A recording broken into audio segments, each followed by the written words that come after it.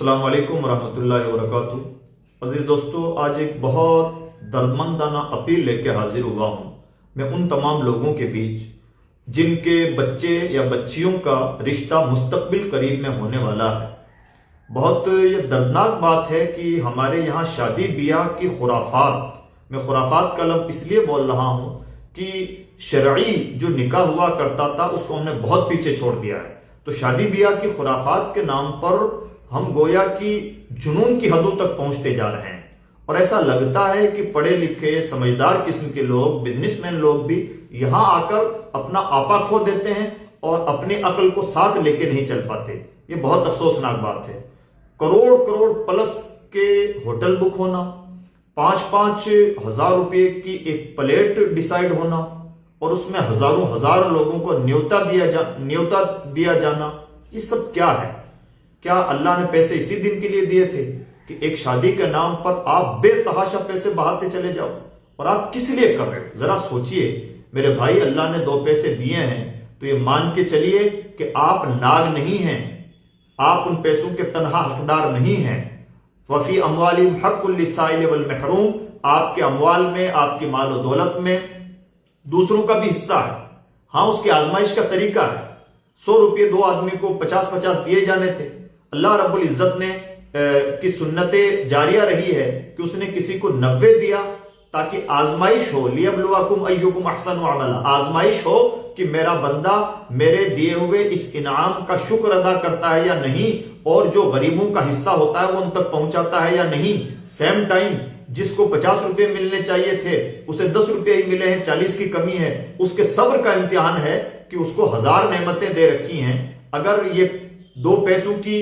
ذرا سا کمی اس کے پاس ہے دوسروں کے مقابلے میں، نسبتاً کمی ہے، تو وہ اس کا اس پر صبر کرتا ہے یا نہیں، یا بے صبری کا مظاہرہ کر دیتا ہے اور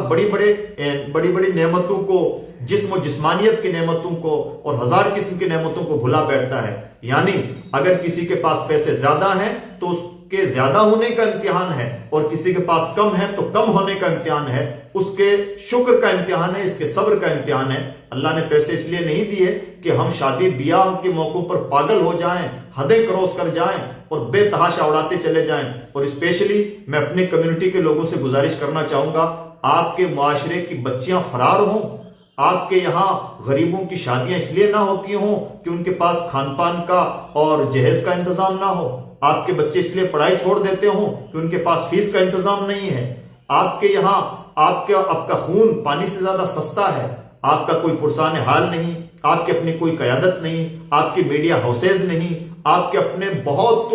برانڈیڈ قسم کے اسکول نہیں، ہاسپٹلز نہیں، آپ کے یہاں آپ کی کمیونٹی کے مریضوں کا بہت برا حال ہے، ایجوکیشن کا ریشو بہت ڈاؤن ہے، اور آپ بے تحاشا پیسے برباد کر رہے ہیں، 2 وقت کے کھانوں میں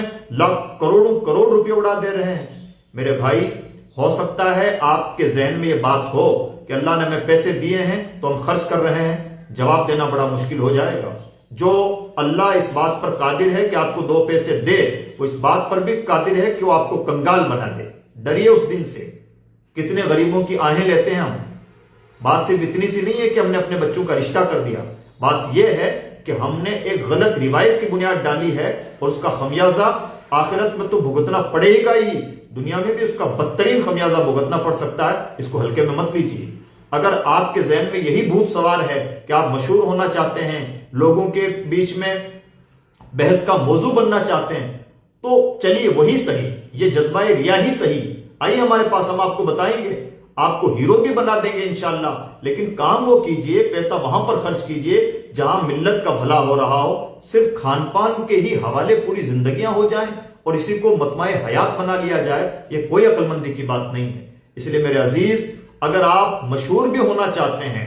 مانا کہ آپ کے اندر اخلاص نہیں، ریا ہی صحیح، تب بھی ہم سے رابطہ کیجئے، ہم آپ کو بتائیں گے کہ ایجوکیشن میں آپ کا پیسہ بھلے طور پر کیسے استعمال ہو سکتا ہے، آپ کروڑوں لوگوں کے مسیحا کیسے بن سکتے ہیں، آپ نئے زمانے کے سر سید کیسے بن سکتے ہیں، ہم بتائیں گے انشاءاللہ۔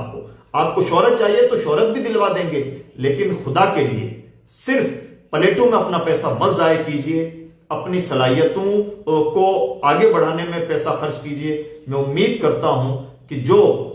بڑے لوگ ہیں جن کو اللہ نے 2 پیسوں سے نوازا ہے، میری اس دردمندانہ گزارش پر غور و فکر کریں گے، اور اگر نہیں کرتے، پیغمبر اسلام نے فرما دیا ہے کہ وہی شادی زیادہ بابرکت ہوتی ہے جس میں کم خرچ ہوں۔ اسی طرح سے ہمارے زمانے کی بھی ہماری بھی دعائیں انہی شادیوں کے ساتھ ہیں حضور کی سنت کے مطابق، جن میں کم سے کم خرچ ہوتا ہے اور صاف کم سے کم ہمارے دل سے تو ان لوگوں کے لیے دعائیں نہیں نکل پاتی جو لوگ اس امت پر کوئی ترس نہیں کھاتے اور اپنے پیسوں کا اس طرح سے بے دریغ استعمال کرتے ہیں اور گویا امت کے لیے نئے نئی قسم کی مصیبتیں کھڑی کرتے ہیں۔ اللہ ہماری عقل کو بیدار فرمائے، ہمارا شعور بیدار فرمائے، اور شہرتوں کے بھوک کے طور پر ہمارے اندر یہ جو ایک عجیب قسم کی آوارگی اور بنا سوچے سمجھے اپنے پیسوں کو بے دریغ بہانے کا جو مزاج پنپ چکا ہے، ٹھیٹھ ریاکاری کا جذبہ،